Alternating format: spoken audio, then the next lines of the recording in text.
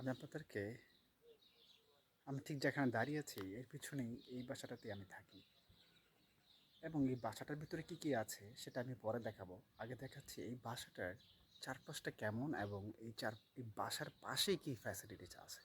Normally এরকম facilities অন্যান্য জায়গায় দেখা যায় না, যদিও শহরে বলেন বা অন্য কোথাও বলেন, কিন্তু নর্মালি ওদের যে গ্রামগুলো আছে পর্তুগালে, সেই গ্রামগুলোর মধ্যে কীরকম ফ্যাসিলিটিস দিয়ে রাখে সেগুলো আপনাদেরকে দেখাবো। এই যে বাসাটা দেখতে পাচ্ছেন, এই বাসাটার ভিতরে আমি থাকি। আর এই বাসার পাশ দিয়ে এই পাশে দিয়ে রাস্তা গিয়েছে, ঠিক এই পাশে আরেকটি রাস্তা এবং এই সামনে আরেকটি রাস্তা। রাস্তায় দুই দিকে গিয়েছে, ডান দিকে একটি বাম দিকে।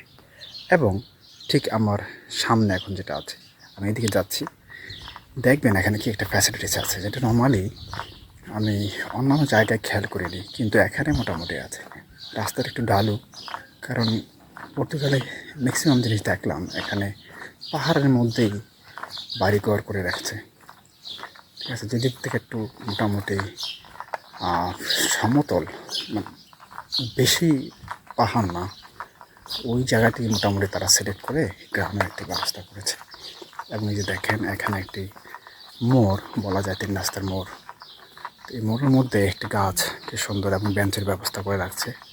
এবং সবচেয়ে বড় কথা হচ্ছে এই যে দেখতে পাচ্ছেন এখানে কিন্তু পানির ব্যবস্থা আছে।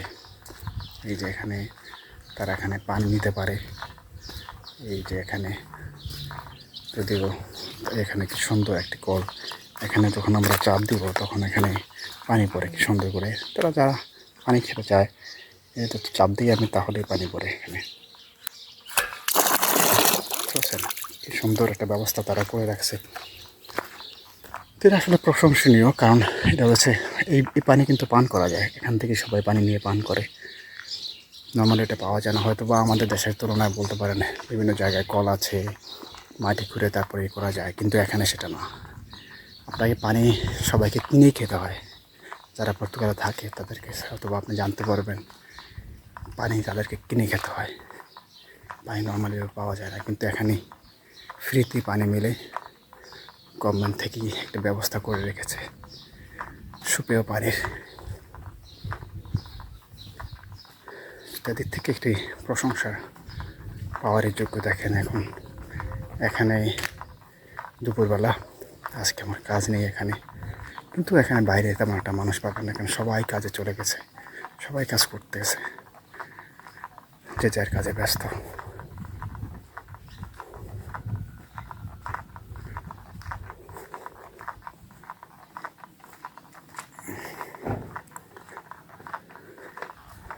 তারও ঠিক আছে, আমি একটু দেখালাম একটা পানির ফ্যাসিলিটিস এখানে আছে গ্রামে, সেই জিনিসটি।